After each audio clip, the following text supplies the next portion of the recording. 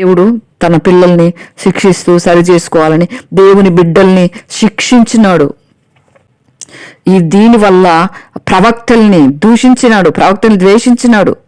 కాబట్టి దేవుడు ఎంత శిక్షించినాడంటే 5వ అధ్యాయం చూస్తే మనం 5వ వచనం 36 యెహోవా దృష్టికి చెడు నడత నడిచి ఎంత తీవ్రంగా చెడు నడత నడిచినాడంటే 25 ఏళ్ళు యెరూషలేములో 11 సంవత్సరాలు అంత దేవుడు యెహోవా దృష్టికి చెడు నడత నడుచుట చేత ఒక రీజన్తోనే దేవుడు పనిష్మెంట్ ఇస్తాడు. రీజన్ లేకుండా పనిష్మెంట్ ఇవ్వడు. దేవుడు ఎవ్వరికి దొరకడు, ఆఖరికి సాతానుకు కూడా దొరకడు ప్రభువు. అందుకే సాతాను కూడా వెళ్ళి మాట్లాడొస్తూ ఉంటాడు.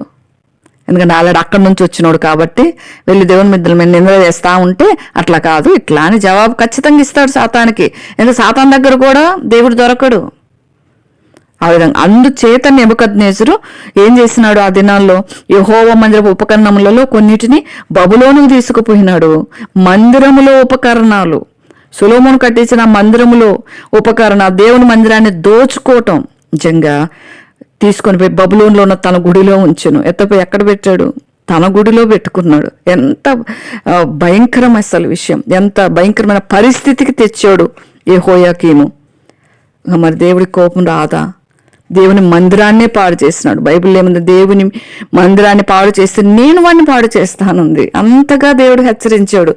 హెచ్చరికలు ఎందుకంటే దేవుడు కఠినుడే కాదు, దేవుని నిర్ణయాలు అవి. ఇప్పుడు కోర్టులో ఒక నరహత్య చేస్తే ఏమి నరహత్య చేస్తే నరహత్యకు ఎందుకు చంపాలి, క్షమించి వదిలేయచ్చు కదా అంటే కుదరదు. అంటే మనకు భూమి మీద ఎలాంటి తీర్పులు ఉన్నాయో అవే బైబిల్లో చెప్పాడు ప్రభు. దుష్టుల్ని ఆ విధంగా వదిలేస్తే దేశాన్నంతా పాడు చేసేస్తారు. అందుకే వాళ్ళకి పనిష్మెంట్స్, అందుకే దేవుడు కూడా పనిష్మెంట్ ఇస్తాడు. దేవుడు ఎంత ప్రేమ గలవాడో అంత పనిష్మెంట్ కూడా దేవుడు ఇస్తాడనమాట. దుర్మార్గులుగా ప్రవర్తించినాడు, తర్వాత తన అన్యాయం చేసినాడు. తన దృష్టికి ఏదొస్తే అది, తనకి ఏది కోరుకుంటే అది చెయ్యాలని ఇతరుల్ని అన్యాయం చేయటం, అన్యాయపు తీర్పు తీర్చినాడు దేవుని బిడ్డలకి. అది ఇర్మియా గ్రంథం 22:17 ఉంటది. మనం చూస్తే తీర్పు, పగ, ద్వేషం, కోపం, ఇవన్నీ కూడా ఎంత భయంకరం. ఇవి కూడా మనలో కూడా ఉండకూడదు. కపటం, వేషధారణ ప్రభు సహించలేనివి ఇవన్నీ కూడా ఉన్నాయి ఇతని దగ్గర. వాటి మూలంగా ప్రభు శిక్షించాడు. ఎందుకు ఇంత భయంకరంగా శిక్షించాడు అన్న తానికి ఉండాలి కదా చేసిన పనులు. భూత పుస్తకం ఎట్లా అవుతుంది? మళ్ళీ అడుగుతారు కదా, ఎందుకు ఇట్లా చేశాడు? ఈ జనులు నన్ను విడిచి ఇతర ధూపం వేచు తమ సకల కార్యముల చేత నా కోపం పుట్టించున్నారు గనుక నా కోపం మారిపోకుండా ఈ స్థలం మీద రగులుకొనుచున్నది. యెహోవా యుద్ధ విచారణ చేయుటకే మిమ్మల్ని పంపిన యూదా రాజునకు ఈ మాట తెలియజేయండి. యెహోవా ఏం సెలవిస్తా ఉన్నాడంటే, ఈ స్థలం పాడైపోద్ది, కాపురస్తులు దూషణ పాలవుతారు చెప్తూనే వచ్చినాడు. అన్యాయం, ఫస్ట్ విగ్రహారాధన, రెండేమో అన్యాయంగా ప్రవర్తిస్తాడు. ఇట్లా యెజబెలు ఏ విధంగా నాబోతుని అన్యాయంగా అబద్ధాలు చెప్పించి నిర్దోషిని చంపించిందో, ఆహాబును కూడా ధైర్యం చెప్పి నేను చేస్తా నీకెందుకు నేనున్నా అన్నట్లుగా చేసి ఆ విధంగా చేసిందో అటువంటి తప్పు చేస్తున్నాడు. ఇక్కడ మూడో తప్పుగా ఏం చేసినాడు? నిరపరాధుల రక్తాన్ని చిందించినాడు. ఆహాబు యెజబెలు వలె. నాలుగో తప్పు ఏం చేసినాడంటే జనులను బాధ పెట్టినాడు, బలాత్కారం చేసేసినాడు, పన్నులు వేసేసినాడు. అంత నాకే కావాలి, పన్నులు తీసుకోవటం, అంతఃపురాలు కట్టుకోవటం, పన్నులు తీసుకోవటం, తన లగ్జరీగా బతకటం. చాలా మంది ఉంటారు కదా, అంతా నాకే కావాలి, నాకంటే ఎవరు ఎక్కువగా ఉండకూడదు, నాకంటే కనీసం ఒక్క స్టెప్ అన్న కిందకు ఉండాలి అనుకుంటారు చాలా మంది. అట్లా అనుకునే వాళ్ళు ఎప్పుడు కూడా ఎదగరు. నిజంగా అది గర్వము. రాజు గర్వంగా ప్రవర్తించాడు. నేను బాగుంటే చాలు, ప్రజలు ఎట్లా పోతే నాకెందుకు, నా అంతఃపురం బాగుండాలి, నేను బాగుండాలి, నాకు ధనం ఉండాలి, నాకు ఐశ్వర్యం ఉండాలి, నాకు అన్నీ ఉండాలి, నాకు అవి ఉంటే చాలు, వాళ్ళు ఎట్లా పోతే నాకెందుకు, నేనే అందరికంటే పైగా ఉండాలి. అది సాతాను స్వభావం. దేవుడిచ్చిన స్థానం అది. రాజు స్థానం అంటే దేవుడిచ్చింది. దేవుడిచ్చిన స్థానంలో ఎవరు చేసినా అంతే. అన్యులకు అదే తీర్పు, దేవుని బిడ్డలకు అదే తీర్పు, అధికారులకి అదే తీర్పు. ప్రస్తుతం మనకున్న అధికారులకు కూడా పేదవారికి అన్యాయం చేస్తూ దోచుకుంటా ఉంటే దేవుని తీర్పు ఒకరోజు వస్తుంది. చూస్తాడు ప్రభు. అదే చేస్తున్నాడు. ఈ విధంగా తనే కాబట్టి ఆ విధంగా ఉండకూడదు. అందరూ బాగుండాలి, అందులో నేను ఉండాలి. నాకంటే నువ్వే ఎక్కువ, నాకంటే నువ్వే గొప్ప, నాకేముంది, నీకు నువ్వే చాలా అని అంటా ఉంటే ఇక్కడ మన ఇంట్లో మనకి ఇట్లా పెరిగిపోతూ ఉంటుంది పైకి. అది మనం నేర్చుకోవాల్సిందే. నిజంగా ఆ తప్పు చేసినాడు నిజంగా. కాబట్టి దేవుని చేత ప్రేరేపించబడి యెహోయాకీము నిజంగా ఇర్మియాను పంపితే కూడా మారలేదు. అంత ప్రేమించాడు దేవుడు, అన్నిసార్లు హెచ్చరించాడు దేవుడు, చెయ్యొద్దు నాయనా, నువ్వు ఇట్లా చెయ్యొద్దు అని. కాబట్టి మనము తర్వాత 4వ సంవత్సరంలో ఏం జరిగిందంటే మళ్ళీ దేవుడు ఇర్మియాకు ప్రత్యక్షమయ్యి ఏం చెప్తాడంటే, ఇర్మియాలో క్లియర్గా ఉంటుంది. ఇర్మియా 36:1 యూదా రాజైన యోషియా కుమారుడైన యెహోయాకీము 4వ సంవత్సరంలో యెహోవాకు ఇర్మియాకు ప్రత్యక్షమై ఏం చెప్పాడంటే, నీ పుస్తకపు చుట్ట తీసుకొని నేను నీతో మాట్లాడిన దినం మొదలుకొని యోషియా కాలం మొదలుకొని నేటి వరకు ఇశ్రాయేల్ వాళ్ళని గూర్చి, యూదా వాళ్ళని గూర్చి, సమస్త జనములను గూర్చి నేను నీతో పలికిన మాటలన్నీ రాయి అంటాడు. ఆ దినాల్లో నేను యూదా వారు ఉద్దేశించి ఏమైతే కీడు ఉద్దేశించానో మీరు లోబట్టం లేదు కాబట్టి వాళ్ళు విని నేను వారి దోషమును వారి పాపను క్షమించేటట్లుగా వాళ్ళ దుర్మార్గతను విడిచి పశ్చాత్తాపడతారేమో. రాయి ఇర్మియా, నువ్వు రాయి. అసలు ఇర్మియా ఎంత బాధలు పడ్డాడు తెలుసా. అసలు ఇర్మియా గురించి ఒక మెసేజే చెప్పుకోవచ్చు. దేవుని కొరకు ఎంత ప్రయాసపడ్డాడు. సామాన్యుల దగ్గర కాదు ఇర్మియా పంపబడేది, రాజుల దగ్గరికి. వాళ్ళు ఏమైనా చేయొచ్చు, కానీ ఇర్మియాను దేవుడు తన టైం వరకు కాపాడుకుంటూ వచ్చినాడు. అనేకమైన ప్రవక్తలను చంపేసినారు, కానీ ఇర్మియాను చాలా దేవుడు బతికిస్తూనే వచ్చినాడు. ఇర్మియా పెద్ద ప్రవక్త, మేజర్ ప్రవక్త ఇర్మియా నెరూయా కుమారుడైన బారూకుని పిలుచుకుంటాడు. ఎందుకంటే ఇర్మియాను బంధించేసినారు. ఎన్నిసార్లు బంధిస్తారో, ఎన్నిసార్లు గుంటలో పడేస్తారో ఇర్మియాని మాట వినకుండా. దేవుడు చెప్పాడు, అది నేను చెప్తున్నానంటే నువ్వు మా విషయంలో మంచి పలుకు అంటే, మంచి పలికితే మీకు కీడవుద్ది. దేవుడు చెప్పిందే చెప్తే మీరు సరి చేసుకుంటే మీకు మేలు.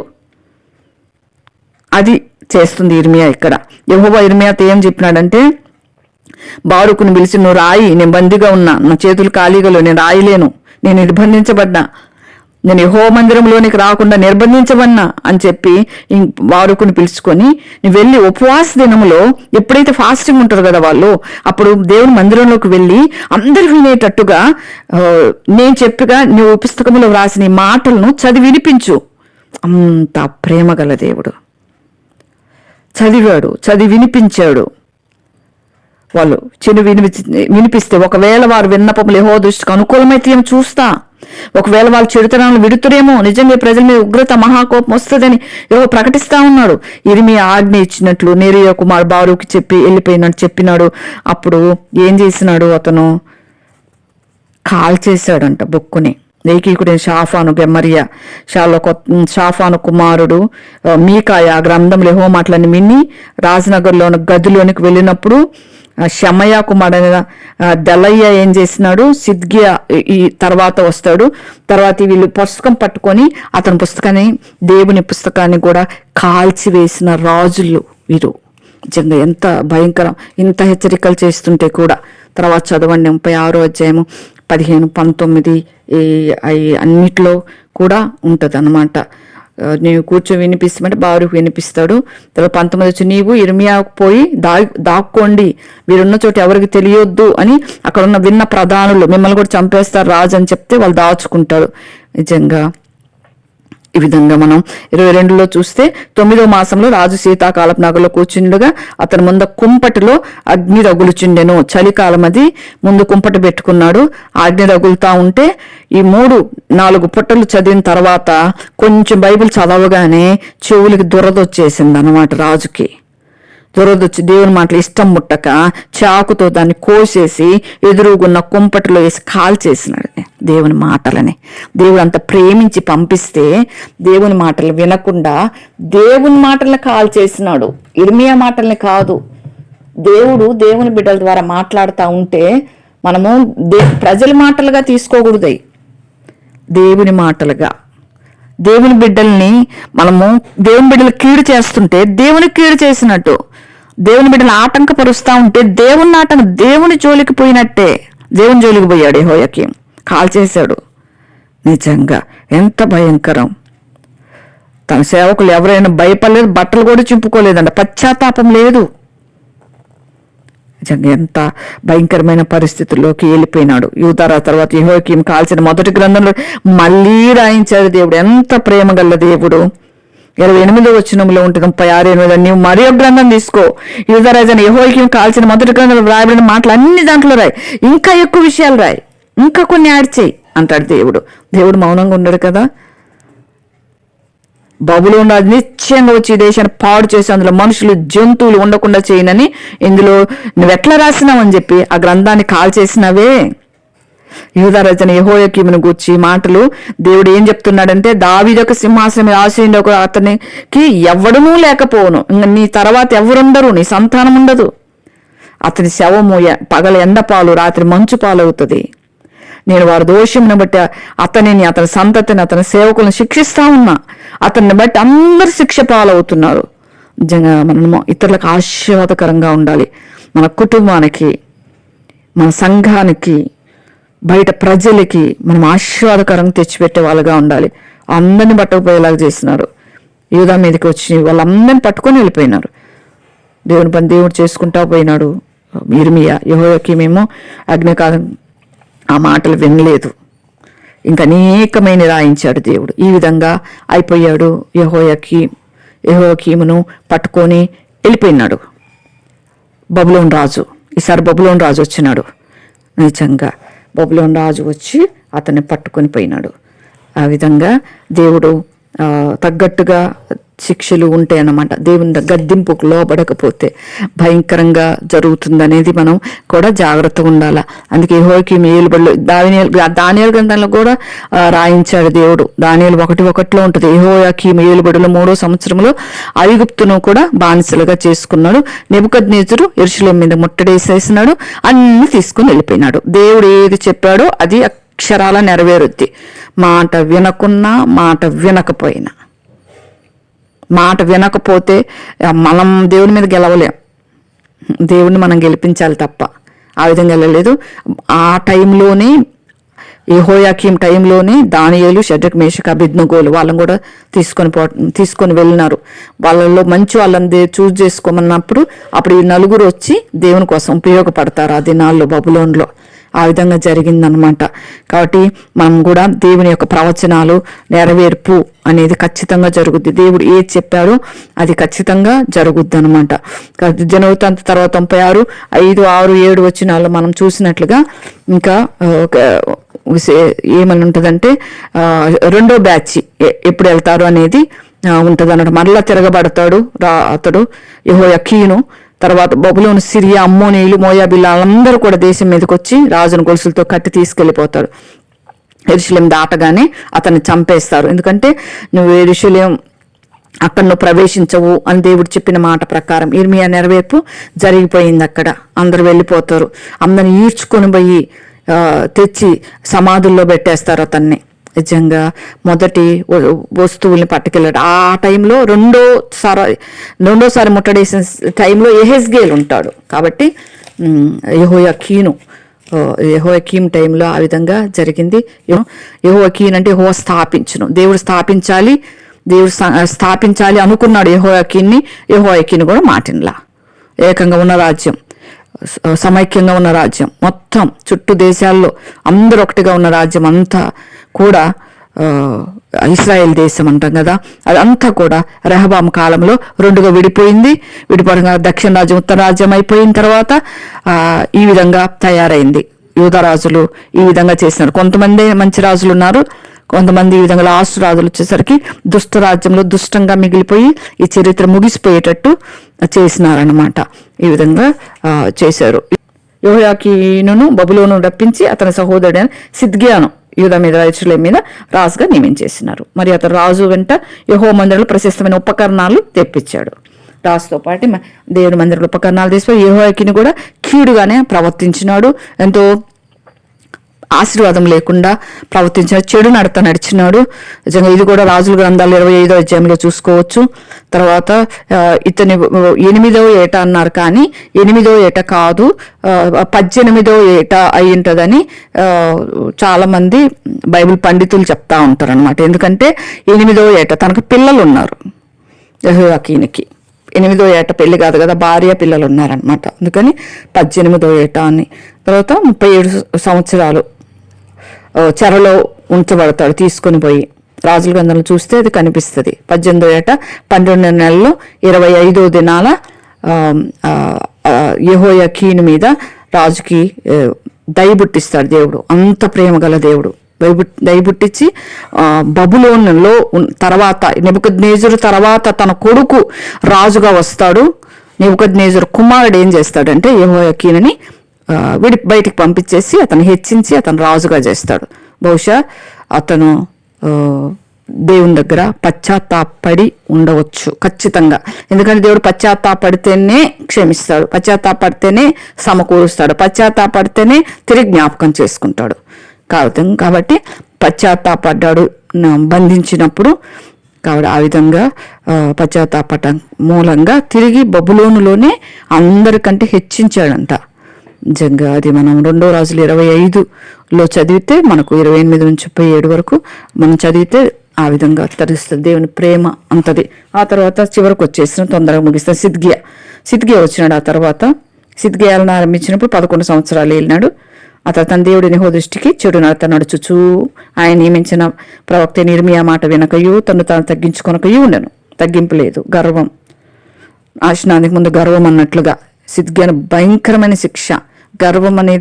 గర్వము అనగానే మనం గుర్తు రావాల్సింది సాతాను, అపవాది, లూసిఫర్. గర్వం, నాశనానికి ముందు గర్వం నడుచును అని సామెతల గ్రంథంలో ఉంది కదా. కాబట్టి ఆ విధంగా గర్వంగా నడిచాడు. తను పూర్తిగా తన కళ్ళ ముందే తన పిల్లలు ఏ విధంగా చేశారో ఇంకా సిద్కియా గురించి మనకు తెలిసే ఉంటుంది. రాజుల గ్రంథంలో ఇర్మియా గ్రంథంలో చదివితే ఉంటుంది. బబులోను రాజు నెబుకద్నెజరు రాజు మీద తిరుగుబాటు చేస్తాడు. తిరుగుబాటు చేయొద్దు అంటాడు. సిద్కియా ఏం చేస్తాడంటే బబులోను రాజు నువ్వు నా కింద ఉండాలి అని ప్రమాణం చేయించుకుంటాడు. నేను చెప్పినట్టు ఉంటే నువ్వు రాజుగా ఉంటావు అన్నట్టు ప్రమాణం చేస్తాడు. నీ దేవుని మీదే ప్రమాణం చేయి, యెహోవా నామములో ప్రమాణం చేయి అంటాడు. మరియు దేవుని నామం బట్టి తన చేత ప్రమాణం చేయించాడు. నెబుకద్నెజరు రాజు మీద అతను తిరుగుబాటు చేశాను. అంటే మాట ఇచ్చిన తర్వాత మాట మీద నిలబడాలి. ఎంత ధైర్యం లేకపోతే తిరుగుబాటు చేస్తాడు బబులోను మీదకి.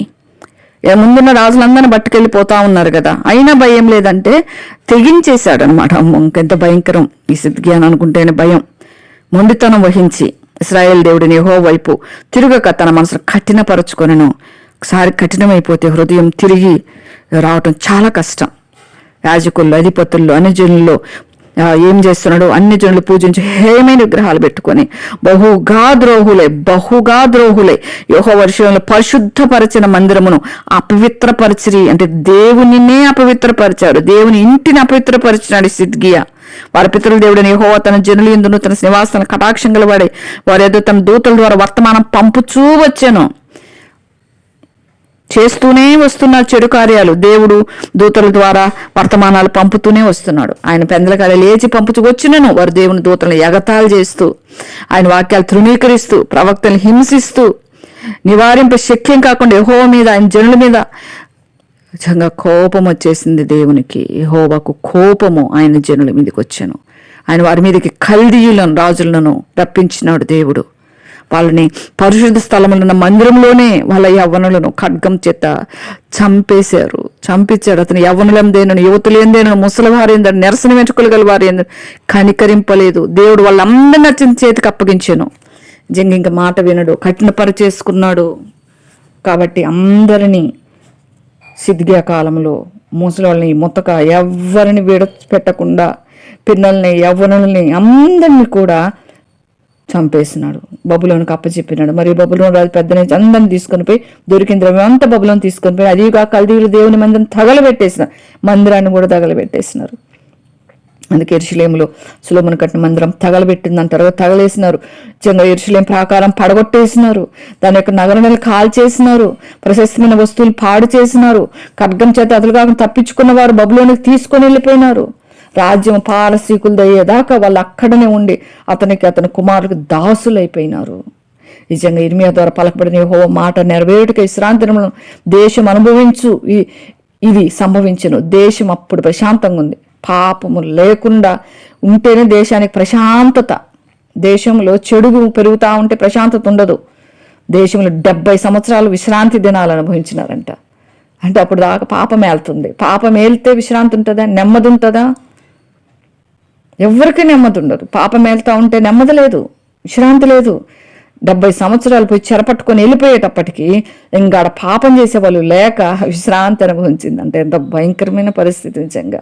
తర్వాత కొరేష్ వస్తాడు, మనకు తెలిసిన విషయమే. ఇంక ముగిచ్చేస్తాను. కొరేష్ వచ్చి దేవుడు కొరేషుని రేపుకుంటాడు.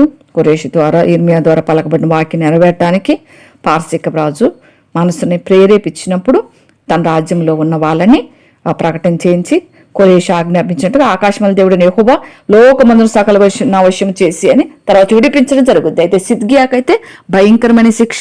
అమ్మని తీసుకుపోవటమే కాదు, సిద్కియా పిల్లల్ని కూడా తీసుకుపోయి సిద్కియా కన్నుల ముందనే పిల్లల్ని చంపేస్తాడు రాజు కత్తి చేత. భయంకరంగా ఏడ్చుంటాడు. కళ్ళ ముందు పిల్లలు చచ్చిపోతా ఉంటే ఎవరు సహిస్తారు? ఏ పేరెంట్స్ సహిస్తారు?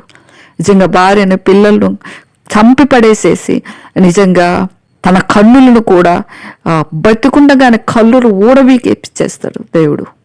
అంత బాధ పెట్టాడు దేవుణ్ణి. ఇంకా విన్నాడు, కట్టిన పరిచేసుకున్నాడు. అయిపోయింది. గర్వం హృదయంలో వచ్చిందంటే కఠినత్వం వెనకాల వస్తుంది. నిజంగా గర్వం ఉందంటే వెనకాల నాశనం. నిజంగా ఎటువంటి భయంకరమైన పరిస్థితుల్లో సిద్కియా అనుభవించినాడు. కాబట్టి దేవుడు మనకు ఆశీర్వాదానికే కర్తలుగా మనల్ని పిలిచాడు, కానీ మనల్ని నాశనం చేయటానికి మనల్ని పిలవలేడు దేవుడు. మనం మంచిగా ఉండాలని మంచి మార్గం. మనం పేరెంట్స్గా పిల్లలకు మంచి ఎందుకు నేర్పిస్తాం? అరే బాగా చదువుకోరా, మంచి ఉద్యోగం వచ్చి మంచిగా సెటిల్ అవుతావు, బాగా చదువుకో అమ్మా, మంచి జాబ్ వస్తుంది నీకు అని చెప్తాం కదా. ఎవరి మీద ఆధారపడుకుని నీ కాళ్ళ మీద నిలబడు అని పిల్లలకి ఎట్లా చెప్తామో, మీరు కూడా డిసిప్లిన్గా ఉండండి, ఆశీర్వాదాలు పొందండి అంటాడు దేవుడు. కాబట్టి ఈ విధంగా వాళ్ళు ఉంటారు. సిద్కియాలు కూడా చాలామంది ఉన్నారు, కానీ ఇప్పుడు చెప్పను, టైం అయిపోయింది. కాబట్టి ఈ సిద్కియా ఒక్కడే కాదు, చాలామంది సిద్కియాలు ఉన్నారు. కాబట్టి వాళ్ళల్లో ఈయన ఒక సిద్కియా, భయంకరమైన రాజు అనమాట. తర్వాత కొరేషుని బట్టి కనికరించి దేవుడు 70 సంవత్సరాల తర్వాత తిరిగి మీరు వెళ్ళిపోండి, యెరూషలేములో మందిరం కట్టుకోండి అని పంపించడం జరుగుద్ది. కాబట్టి మనం ఏదేమైనప్పటికీ ప్రభువుకి ఎంత లోబడితే, ప్రభు దగ్గర ఎంత తగ్గించుకుంటే అంత ఆశీర్వాదం. తగ్గింపులో, విధేయతలో, నమ్రతలో ఉంది సీక్రెట్. ఆశీర్వాదాలు పొందే సీక్రెట్ మనం ఎంతగా హృదయపూర్వకంగా తగ్గించుకుంటామో అంతగా దేవుడు హెచ్చిస్తాడు. ఆ విధంగా ఉండునట్లుగా పరిశుద్ధాత్మ దేవుడు మనకు సహాయం చేయను గాక. చక్కటి వాక్య భాగాన్ని మనము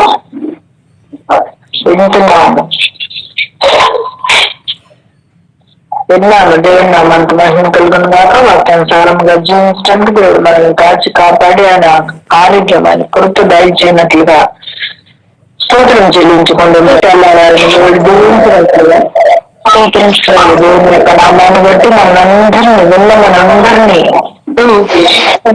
భద్రపరిచినట్లుగా స్తోత్రం చెల్లించారు.